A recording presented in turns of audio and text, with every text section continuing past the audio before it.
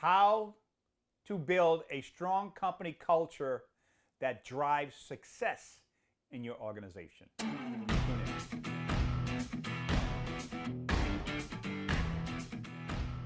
Good morning. Thank you for joining me, Coach Michael, on your Monday morning.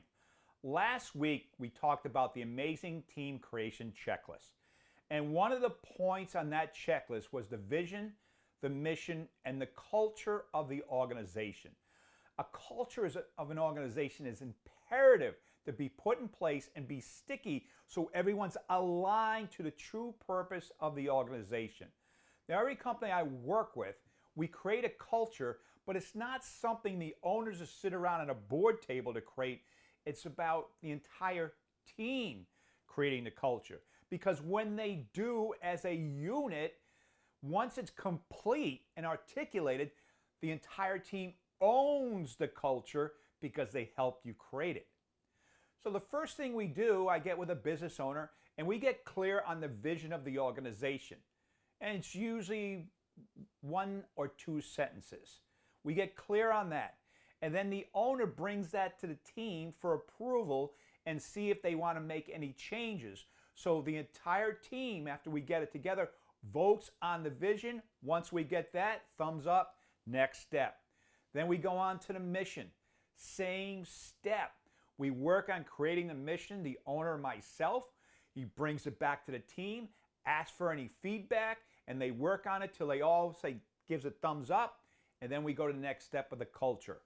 What I love to do with a lot of organizations is take the name of the company, list it straight down, and then from there, see if we can get a word that will match the letter in the name of the company going down, where it can be like command, pest control, command, confidence, opportunity, measurements.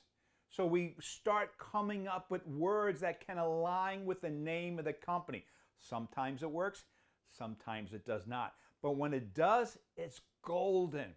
So we'll come down with the name of the company, we'll come up with a word per, and then again, the owner will take that list back, give it to each of the team, and ask them to come back the following week with 2 or 3 words of their own, matching that letter and that part of the culture. And then, whether it takes a week or a few weeks, they will scale it down and vote until they all get the 1 word per letter, thumbs up. And once we get that back, then we go to the next step. We create 1 or 2 liners per word.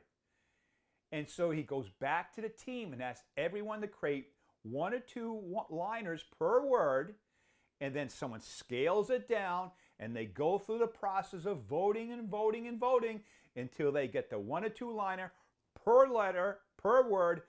Boom, thumbs up. Everyone has the culture. They all agree. They all aligned. And that's how you create a vision, mission, and culture.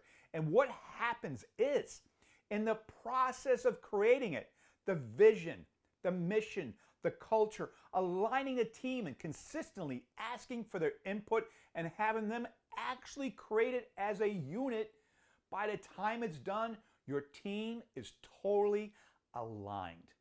And all you have to do is to consistently keep your team running in top performing form, is keep aligning them to the culture. If somebody's out of alignment with the culture, have them read that particular point and ask them to rate themselves on a scale of 1 to 10 and ask them, are we a 6 or are we a 10?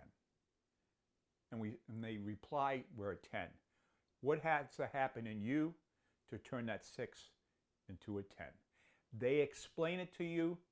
Do I have your commitment? Yes. Boom. Thanks for being part of the team. Go get them.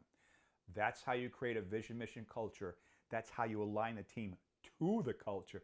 And that's how you continue to keep them aligned to the culture. It takes the drama out, keep everyone aligned to the culture points of what you're doing to serve the organization, the team, and your customers.